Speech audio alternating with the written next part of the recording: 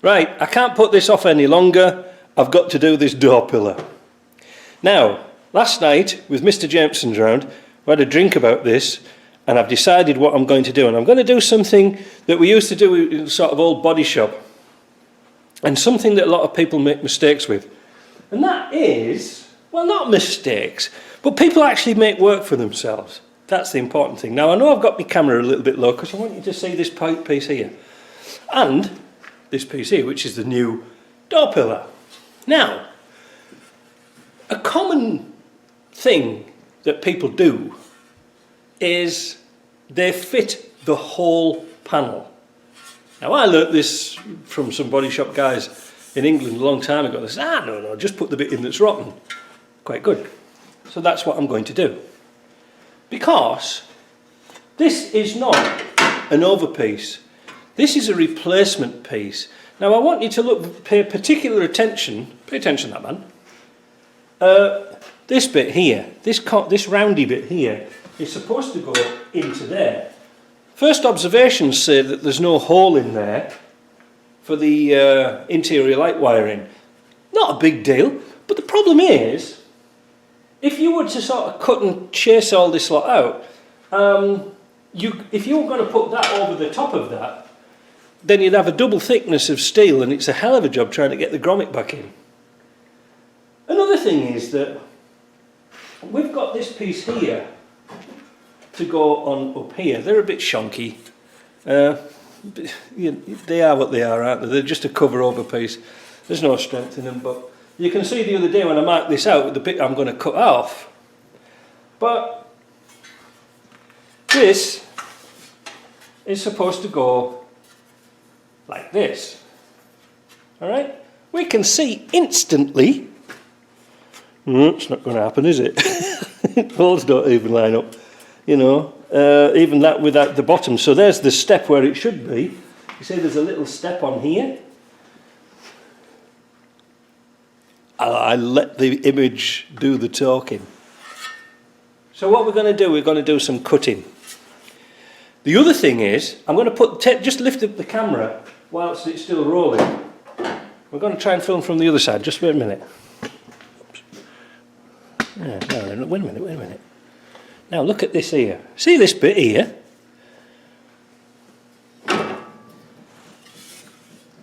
See this bit here? If you were a rookie wanting to have a first go at this and you think, oh, I'll cut all this pillar off and I'll fit it, you'll realise that this has got the lip on up to here, but not up to here. That's bad. So what we're going to do? Well, we're going to cheat. Well, not cheat. Let's put the camera back to where we can see a bit better. I should do a fade there. Anyway, look. This bit here is quite solid, and we don't want to make work for ourselves. That's the last thing we want to do. So we know that all the holes here are the same. You know, I've fitted these before and they are the same. So what we're going to do, as a reference, I'm going to cut, I bet I've lost my pen now. I'm going to cut across here, right across there, to the other side, and then I'm going to take that panel off with the footwell. And then I'm going to cut across here in a straight line all the way across, because this is very strong metal. This is strong metal, and I'm going to seam them together. I'm going to weld them together, and there will be no problems with, how do we say, strength. Well, it can't be any worse than it is now. But by cutting it on a known line here, that's our datum, that's our reference. So when we cut across there, we cut across there, when we put that panel on, it's going to be absolutely perfect. Now, this brings me to a point of something else. Whenever we buy these door pillars, for some bizarre reason, they don't weld on the bottom bit. I could never understand why. And when I was opening the packet today, I thought to myself, oh, well, it's probably because they're both the same hand and they don't want to weld them. But they're not. They're actually handed, because it's got this little step in where your captive nut thing goes through. And also, that's where your door pillar lines up. So I'm sort of the reason. Well, I can't still understand why it is, but I'm going to put some welds on the inside first. Let you see it. So I'm going to line those holes up so they're perfect, and then I'm going to weld a little tack weld round inside here and fit it on completely in one piece. Now, one of the jobs I'm not looking forward to is taking off... go on the bloody floor. There's two captive nuts that go through here. Well, they're captive bolts really. They're bolts and they're supposed to have a plate welded on the back, so you put the plate from underneath, the two bolts go through. You can actually use a nut and bolt if you're a bit patient. So I've got to get them out, and they're a bugger to get out. This panel, this floor piece here is all rotten, so I'm not sure what's going to happen here, whether we take the bolts out and this is all going to collapse. But anyway, that's basically it. So what I'm trying to say to you is this in a nutshell. The first part we replace is the door pillar. That's our datum. We've got to get the gap right, we've got to get the height right. All right? Then we fit the footwell. Don't make the mistake of taking everything off and then trying to piece it in, you know, like two pieces together. It doesn't always work, because remember, these are aftermarket parts, made cheap, and they don't care. As we found out with this, we've got to do a lot of cutting and trimming with this to get it fit. Sorry. So what I'm going to do, like I say, I'm going to leave this bit in. I'm going to grind it and buff it round a bit. But as it's double skinned, I'm going to try and take one skin off. Let's have a look. I'm going to try and cut it down here, take this outer skin off, and then spot weld this one back on using the MIG weld to spot weld. Alright. So, and one thing, I've taken off the bracket from the top of the window. These are handed, by the way, these brackets, and I want to show you something, because a lot of these videos are reference videos, so you can come back and have a look and think, oh yeah, I've taken my Land Rover a bit about 6 months ago, and how does it go back together? A lot of people make the mistake with these fittings here, and there's a washer right down at the very bottom that fits into the, where does it fit? That fits into the, that fits into the windscreen aperture. So it's sort of like that, if you see what I mean. Don't miss it off, because otherwise you'll bend all this panel. These are a notoriously difficult job to put in if you've replaced this seal here. Alright, so hopefully we'll get them back on again. But again, Corrosion Street, I was going to say Coronation Street, Corrosion Street already. So let's get on, let's get them two bolts out and let's start cutting. If you can see here, I've cut just under the hole where it's going to be. And it's always wise to leave a little bit of metal on, because you can always buff it back.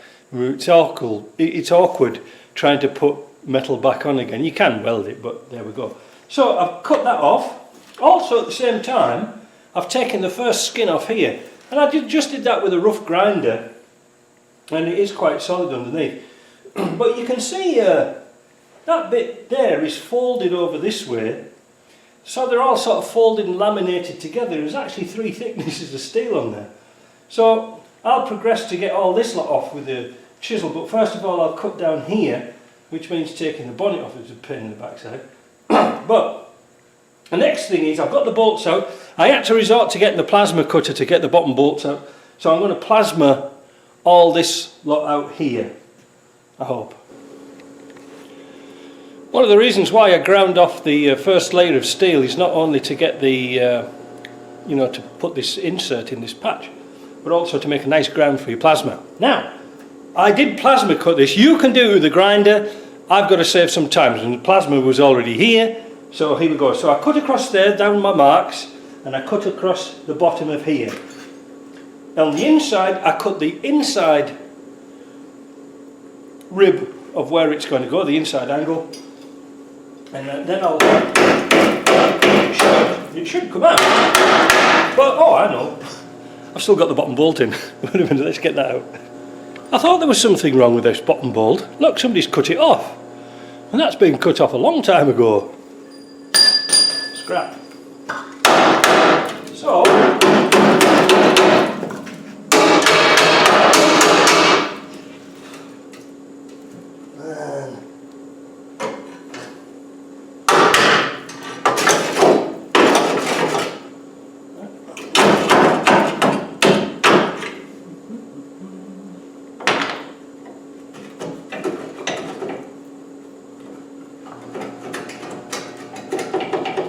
still holding this on.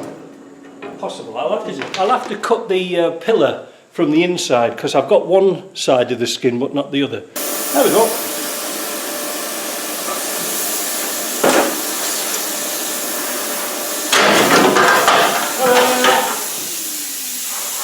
Right, that's that one.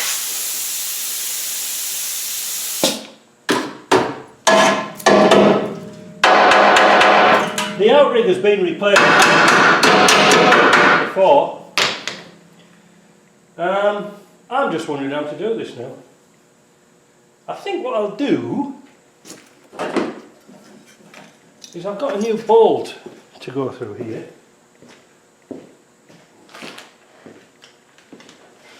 It's a blue box one, so you know it's not going to be long enough. Or even they can't make a mess of that. If you cast your mind back to a few videos back, there is supposed to be some shims between the door pillar and this front outrigger down here. You see this bit? Now, I don't know about this. Let's try it. This is going to be a good experiment because we're doing it real. Now, you can see that that is tight.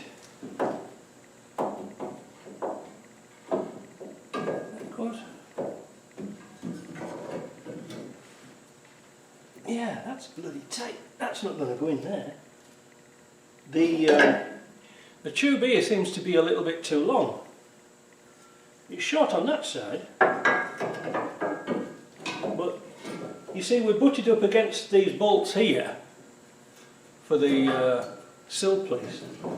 It's too long. I wonder if somebody, when they welded this on, they've welded it too far back, or the tube's a little bit too long. Oh, wait a minute, where's the old bit?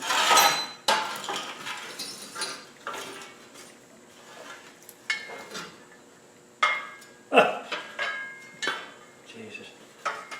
I think that answers our question. Just be careful of jobber parts. Look at this, it's time and time and time again, look. The tube's longer. Now, if you were a rookie and you didn't sort of observe that, you'd be trying to fit that in and all your alignment and all your doors are out. I'm going to cut that down, right down, and because I can always put a shim in it later. What a mess about. There we go. Right, where did I put the bolt? Oh, it's in the pocket. Hey, look at that. Fits like a glove. And now look, you see, we've got plenty of space now to bolt that onto there, because that was a tight fit onto here, and that's going to keep our alignment right. So that means that we need to put a couple of shims in there. I'm happy with a couple of shims and washers. That's great. But struggling on, you know, you think, oh bloody hell, it's not going to fit, you know. But it's usually a problem with the parts. So let me do this bit first, because then we can work on something. But I think, you know, I'm going to cut this, while I've got good access, I'm going to cut this panel under here from the inside with the plasma all the way across and down, so because I'm going to trim the footwell up to fit. I'm not going to take all this lot off because it is quite solid still, and like I said, there's no point making work for ourselves. You know, even up there it's solid. Yeah, I'm not going to do that, bugger that. I might just have to trim these down a bit, I'm not really sure.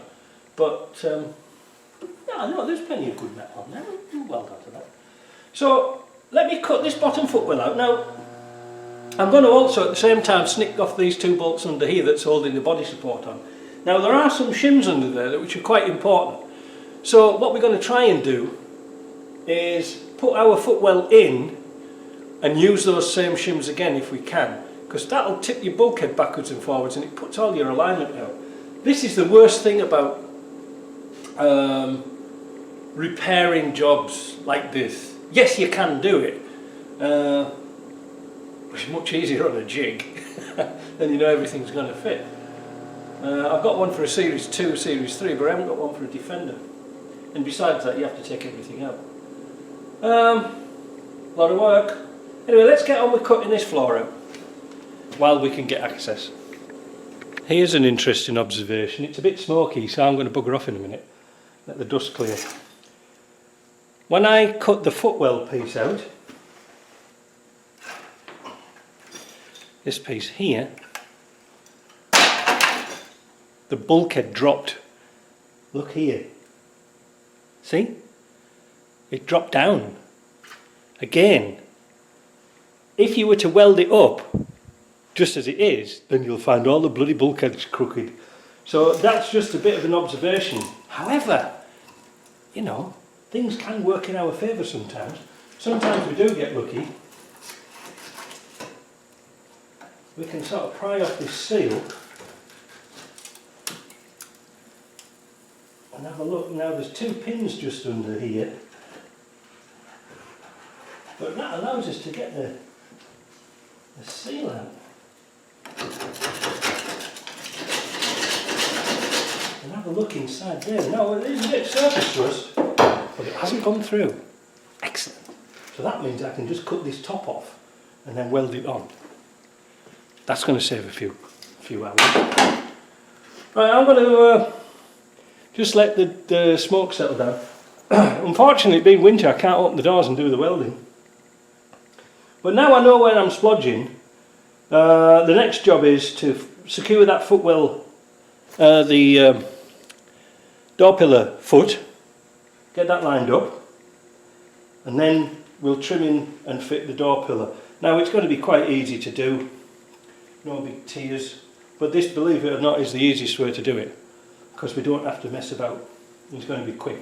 Then we can get a grinder, cut down here, take that skin off, Bob's your uncle, you know the rest. So you can see now we've got that off, why we get corrosion in here. Now I was chatting to somebody at Rovers North once and they seemed to thought that it was acid rain, bloody environmentalists. But it's really the water's coming down here, it's got nowhere else to go, top of this gutter, and then it sort of drops down here, sits on here, but there's so much humidity in there, you know.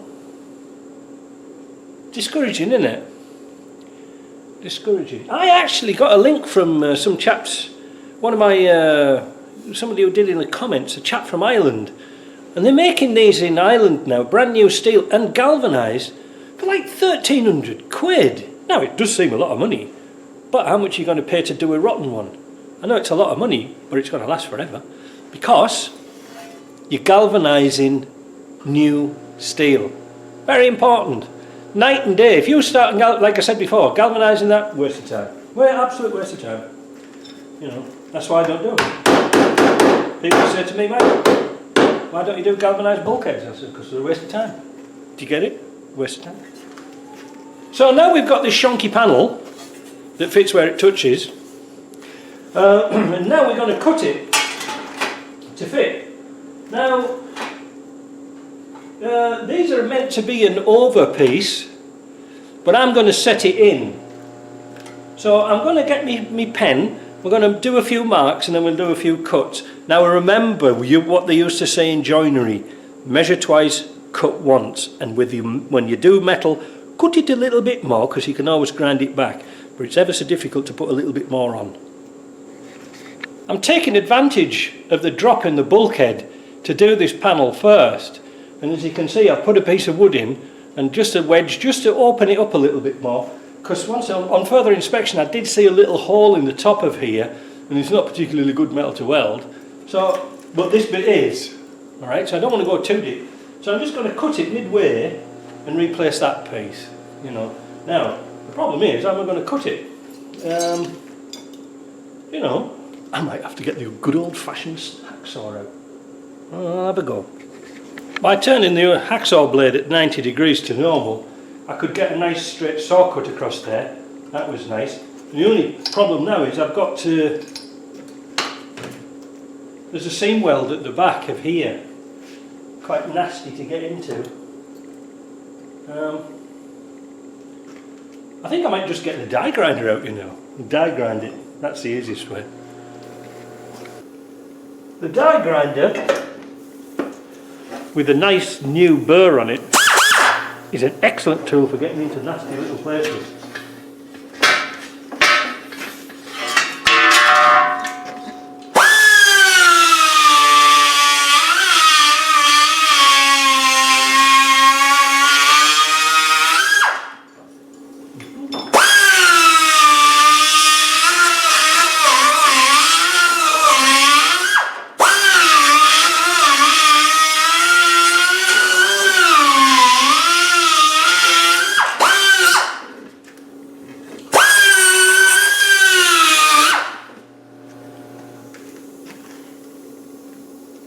You can see why, when you're using a die grinder with a burr, I don't know if you can see all that, those chippings. Good tool, just protect yourself a little bit. Now, there's one thing about this job, there's nowhere to put anything, you know, tools are always on the bloody floor. So we've got that all dressed up now. Could you sandblast it? Well, I suppose you could do. Is it worth it? No, not really. It's rusty. What I suggest, I know it doesn't sound, it doesn't look nice, but at the top of here, when this is all done, just put like a little rubber bung in, drill a hole and put a bung in it, and then you can squirt oil or whatever you want into here. And what I usually do, before I put the windshield wiper bits and pieces in, is get a tube and squirt it along this way. So, but you see, obviously you need to get some anti-corrosion in it somehow. You know, if you think you're going to just come through the holes here and fill this cavity, well you're not, because there's a tube inside so you can't get it in. It's a real daunting problem. Anyway, I've done an initial trim on this panel, so I've probably lost my pen now. Gee, I've not had much luck today, have I? Where's my pen gone? Oh, it's here. So after an initial, you know, chopping down, you need to mark off this, and it's around about there somewhere to go into there, which that was absolutely bloody miles off. What time am I going to go? So we're going to offer that up. We're going to cut that across there and across there. We're going to cut that piece out.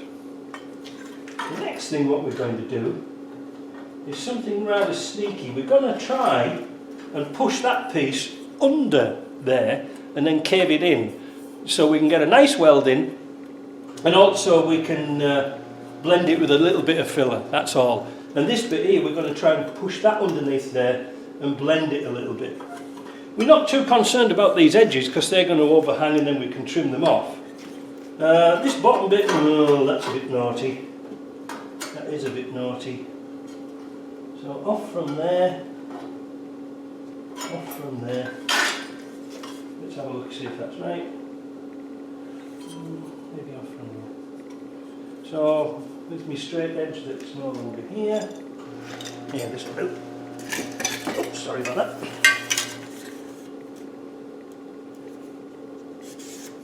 Mark that off. Have a look at it again. Looking good. That's looking good. And then we'll cut that piece off and get it to fit. Ah, you know something, I should have two cameras, shouldn't I, coming from the other side, so I can sort of edit this together, but I need somebody to show me how to do it. Right, let me get that all cut up. Just before I weld this back up, I just want you to have a look inside over here. There's two big braces that go across here and another one across here. And you can see when, again, I'm going to bang on about galvanising, is that I don't think you can get zinc right the way up there. I'd love to get a galvanised bulkhead, an old one, and cut it up and have a look inside. That said, the panel is now cut and trimmed to fit. Now I did go a bit wild and I cut this back a bit too far because I wanted to get some good metal, but I can get in there with the MIG and weld that up and it'll look alright, and then I can get a buffer in there and buff that up. Ooh, a bit of buffing. So what I've done is, I've got my pry bar and just tweaked this front edge like that, look. Just a little bit, all the way around. And then, like I said, I've been playing around with this for the last half hour.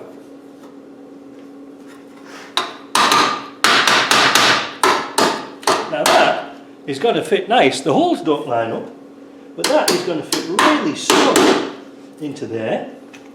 So, what I'm going to do is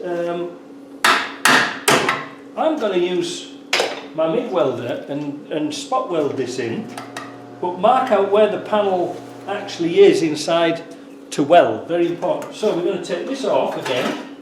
We know we can do some spot welds here, right? And we know we can do some spot welds here. That's good. We know we can do several spot welds around here and several spot welds around here. Now there is a gap under there. I can't do anything about it, but I'll put a little bit of caulking in once we're finished. In fact, look, we can even put some mark some spot welds out. Not that one, not that one. About here somewhere, around about here somewhere, around there. So we can do some spot welds around there. I'll wipe them off. Yeah, and up here, big spot weld up there. So if now what I'm going to do is you can do this with a drill. You can drill the holes. Just make sure that when you've drilled anything or you've ground anything, just run a soft buffer over the back so you don't get a burr like you do on a drill hole, so you're not fighting against it. You want this flat as possible. So I'm going to do that, and then we'll get some welding done, and hopefully we'll get this bit done. Oh, it's only 11 o'clock. God, I've been out here for hours. Well, we'll get this bit done before dinner time then.